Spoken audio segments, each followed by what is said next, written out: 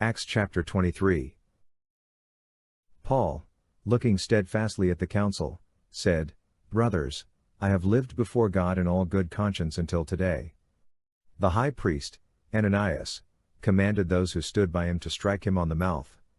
Then Paul said to him, God will strike you, you whitewashed wall. Do you sit to judge me according to the law, and command me to be struck contrary to the law? Those who stood by said, Do you malign God's high priest?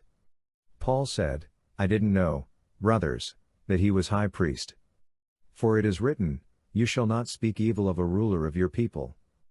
But when Paul perceived that the one part were Sadducees and the other Pharisees, he cried out in the council, Men and brothers, I am a Pharisee, a son of Pharisees.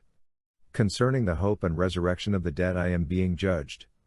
When he had said this, an argument arose between the Pharisees and Sadducees, and the crowd was divided. For the Sadducees say that there is no resurrection, nor angel, nor spirit, but the Pharisees confess all of these. A great clamor arose, and some of the scribes of the Pharisees' part stood up, and contended, saying, We find no evil in this man. But if a spirit or angel has spoken to him, let's not fight against God. When a great argument arose, the commanding officer, fearing that Paul would be torn in pieces by them, commanded the soldiers to go down and take him by force from among them and bring him into the barracks. The following night, the Lord stood by him and said, Cheer up, Paul, for as you have testified about me at Jerusalem, so you must testify also at Rome. When it was day, some of the Jews banded together and bound themselves under a curse, saying that they would neither eat nor drink until they had killed Paul. There were more than 40 people who had made this conspiracy.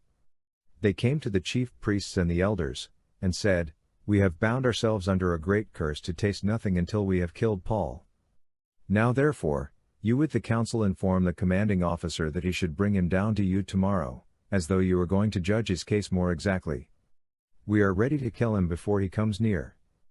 But Paul's sister's son heard they were lying in wait, and he came and entered into the barracks and told Paul.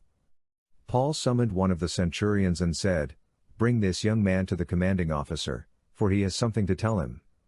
So he took him and brought him to the commanding officer and said, Paul, the prisoner, summoned me and asked me to bring this young man to you. He has something to tell you. The commanding officer took him by the hand, and going aside, asked him privately, What is it that you have to tell me? He said, The Jews have agreed to ask you to bring Paul down to the council tomorrow, as though intending to inquire somewhat more accurately concerning him. Therefore don't yield to them, for more than 40 men lie in wait for him, who have bound themselves under a curse to neither eat nor drink until they have killed him. Now they are ready, looking for the promise from you. So the commanding officer let the young man go, charging him, Tell no one that you have revealed these things to me. He called to himself 2 of the centurions, and said, Prepare 200 soldiers to go as far as Caesarea, with 70 horsemen and 200 men armed with spears, at the 3rd hour of the night. He asked them to provide mounts, that they might set Paul on one, and bring him safely to Felix the governor. He wrote a letter like this, Claudius Lysias to the most excellent governor Felix, greetings. This man was seized by the Jews, and was about to be killed by them when I came with the soldiers and rescued him, having learned that he was a Roman. Desiring to know the cause why they accused him, I brought him down to their council. I found him to be accused about questions of their law, but not to be charged with anything worthy of death or of imprisonment.